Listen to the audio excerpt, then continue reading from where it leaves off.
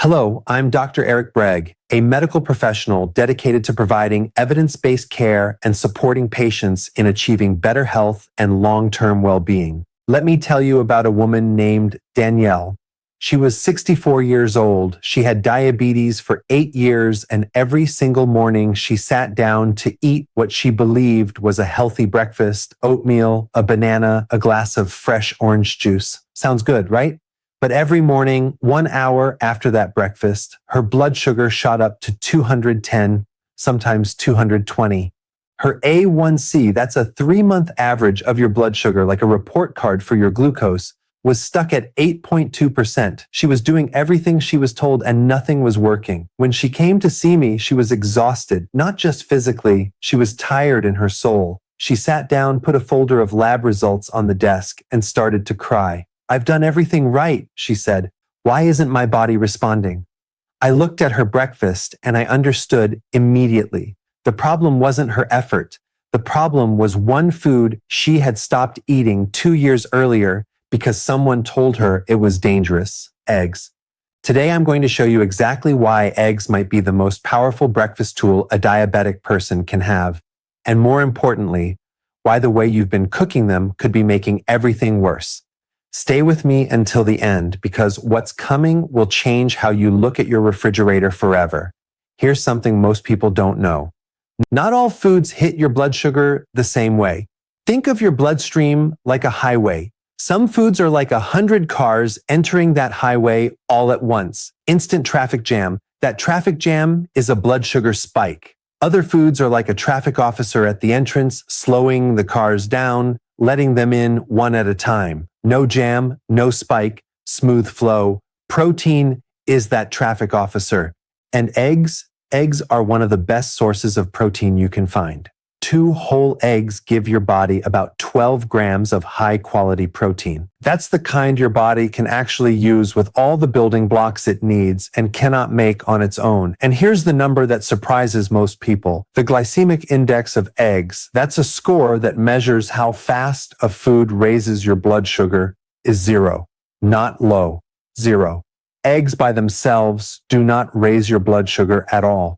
Now, I need to talk about the reason so many people stopped eating eggs in the first place: cholesterol. For decades, doctors told us eggs have cholesterol. Cholesterol is bad for your heart, so don't eat eggs. Danielle's previous doctor told her exactly that, so she switched to oatmeal and juice. But here's what the newest research actually shows.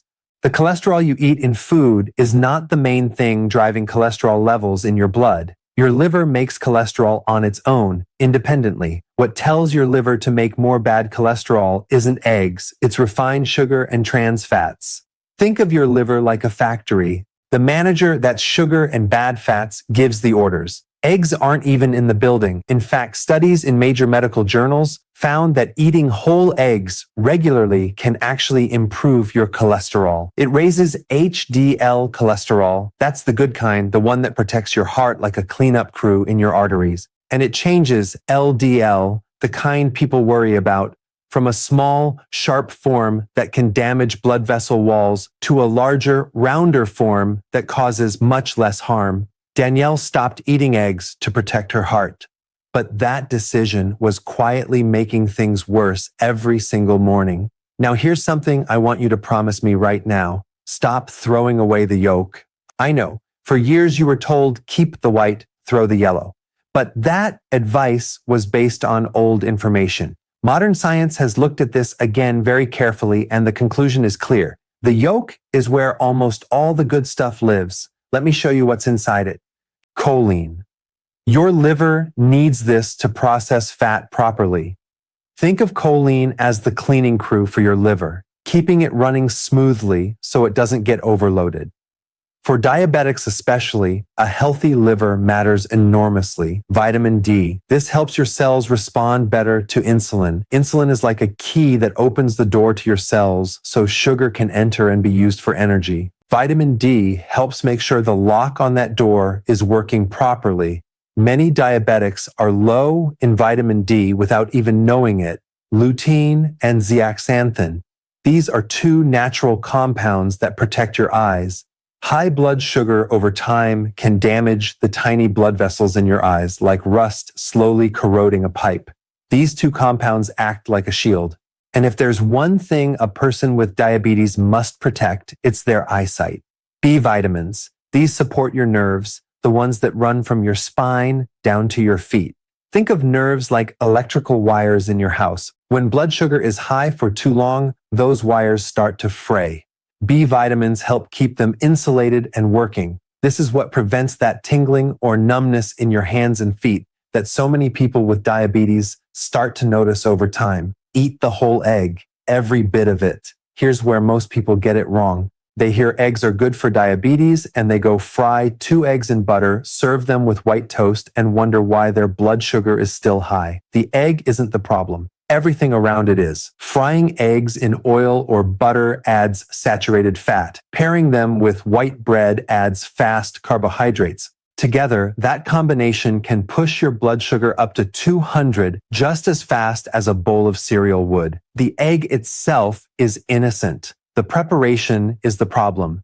Here are 3 simple ways to cook eggs that actually help your blood sugar. Scrambled without oil. Here's something most people don't know. Eggs have enough natural fat in them to cook without sticking. Just use a good non-stick pan, medium heat, stir gently for 2 to 3 minutes. Creamy, soft, perfect. No oil needed. Boiled. The simplest method. Put eggs in cold water, bring to a boil, cook for 10 minutes for a firm yolk, 6 minutes if you like it softer. You can make these the night before and keep them in the fridge. Grab and go in the morning. Vegetable omelet. Beat 2 eggs. Pour into a non-stick pan without oil. Add spinach, tomatoes, mushrooms, onions, whatever you have. The vegetables add fiber, which makes the blood sugar slowing effect even stronger, and the volume fills you up without adding carbohydrates. Tell me in the comments, how do you usually make your eggs? I read every comment. Cooking the egg right is step 1. Step 2 is what you put on the plate next to it. Avocado is the perfect partner. The fat in avocado is the healthy kind. It doesn't raise your blood sugar. Instead, it slows digestion down even further, like putting the traffic officer and a second helper on the highway at the same time. Spinach is full of magnesium. Think of magnesium as a helper that makes insulin work more efficiently, like oiling a rusty lock so the key turns more smoothly. Many people with diabetes are low in magnesium without realizing it. Tomatoes, peppers, and mushrooms are all excellent. Low in carbohydrates, high in fiber, and they add volume to your plate so you feel genuinely full. This combination, 2 eggs cooked without oil, half an avocado, a generous pile of vegetables, can keep your blood sugar stable for 4 to 5 hours. You reach lunch without hunger, without cravings, without that desperate reach for something sweet at 10 o'clock in the morning. Let me be very direct about 3 things that quietly destroy everything you're trying to do. Mistake 1, frying in olive oil. People think olive oil is healthy, so it must be fine. And olive oil is healthy when you use it cold on a salad. But when you heat olive oil at high temperatures, it changes. Its protective properties break down, and you end up adding extra fat your body doesn't need when the egg already has its own natural fat built in. Mistake 2, drinking orange juice with breakfast. This one surprises people. Fresh squeezed, homemade, natural, it doesn't matter. Juice is liquid sugar. When you remove the fiber from an orange by juicing it, what's left enters your bloodstream very fast. For a diabetic person, a glass of orange juice at breakfast can spike your blood sugar almost as quickly as a soda. Eat the whole orange instead. The fiber inside it acts as a natural brake. That traffic officer again, slowing sugar absorption significantly. Mistake 3, adding processed meats or fake cheese. Ham, sausage, packaged cheese slices. These are loaded with sodium and chemical additives. They raise blood pressure. They bring nothing useful to the plate. If you want cheese, choose fresh cheese or a small amount of cottage cheese. Real food, simple ingredients. I want to tell you about James Taylor, 58 years old, quiet man. He walked into my office 7 months ago and put his lab results on the desk without saying a word. He just looked at me and waited. His A1C was 8.6%. His fasting blood sugar averaged 178 every morning. He had been on metformin, a diabetes medication, for 3 years. Every morning, he ate 2 fried eggs, refried beans, and 3 corn tortillas. He thought he was doing well. Eggs have protein, beans have protein. He wasn't wrong about that. But the oil for frying, the fat in refried beans, and 3 tortillas together created a blood sugar spike every single morning that his medication couldn't fully control. I suggested one change, just one. Boil or scramble the eggs without oil. Switch from refried beans to whole beans with less fat. Drop from 3 tortillas to 1. And add vegetables to fill the plate. That was it. Nothing else changed. 3 weeks later, James came back. For the first time since I'd met him, there was a small smile on his face. My morning numbers are 145 to 155 now, he said. They never went below 170 before. After 4 months, his A1C had dropped to 7.8%. His regular doctor asked him what he had done differently. James answered the way he always answered, simply, I changed how I cook my eggs. Here's something that surprises almost every patient I share it with. Eggs aren't just for breakfast. When you eat high-quality protein at dinner instead of rice, bread, or tortillas, something interesting happens while you sleep. Your liver is working all night. One of its jobs is releasing a steady stream of glucose, sugar, into your blood as you sleep. When you eat mostly carbohydrates at dinner, your liver tends to release more of that sugar overnight, and your morning fasting blood sugar reflects that. But when your dinner is built around protein, like 2 eggs with vegetables, your liver releases glucose in a slower, more controlled way overnight, like a tap turned down from full blast to a gentle drip. For some people, this one change alone produces a difference of 15 to 20 points in their fasting blood sugar reading the next morning. Here is exactly what you can start doing tomorrow. No complicated rules to memorize. Breakfast: 2 eggs scrambled without oil or 2 boiled eggs, half a ripe avocado, a generous portion of vegetables, spinach, tomatoes, peppers. If you want something extra, add 1 small slice of dense whole grain bread, the kind with seeds you can see, not the soft fluffy kind, but eat the eggs first. Always eggs first. When protein is already in your system, the carbohydrates from the bread cause a much smaller rise in blood sugar. Mid-morning. If you're hungry before lunch, 1 hard-boiled egg prepared the night before with a small handful of nuts or almonds. This barely moves your blood sugar and keeps you satisfied for hours. Dinner: a simple 2-egg omelet, packed with whatever vegetables you have. No bread, light, filling, and powerful for your morning numbers the next day.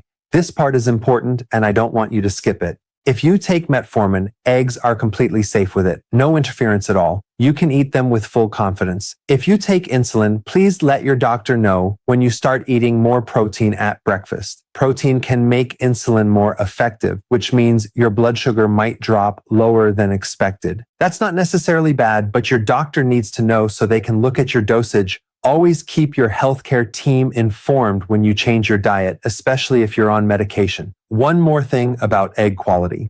Organic, pasture-raised eggs do have slightly higher levels of omega-3 fats and vitamin D compared to regular supermarket eggs. If you can get them and afford them, they're a great option. But if you can't, regular eggs are still an extraordinary food. Don't let perfect be the enemy of good. The benefit of eating eggs the right way every day is far greater than the difference between organic and conventional. I want to leave you with one clear thought. Eggs were never your enemy. The enemy was wrong information and wrong preparation, and a breakfast built entirely on fast carbohydrates with nothing to slow them down. When Danielle finally understood this, she called me 2 weeks after changing her breakfast. Her voice was completely different from that first visit. My blood sugar after breakfast is 140, she said. Not 210, 140. I tested it 3 days in a row because I didn't believe it. After 3 months, her A1C had come down from 8.2% to 7.5%. She told me something I think about often. I thought I was in a battle I could never win. And it turns out part of the answer was sitting in my refrigerator the whole time. That's what I want for you too. Not a complicated plan, not expensive supplements, Just the right information applied consistently starting tomorrow morning. This video is for educational purposes only. Please always speak with your own doctor before making any changes to your diet or medication. Every person is different, and your doctor knows your specific situation best. If this helped you see eggs differently today, subscribe to this channel. Every week, I share information exactly like this. Practical, simple, and designed specifically for people who want real answers about their health.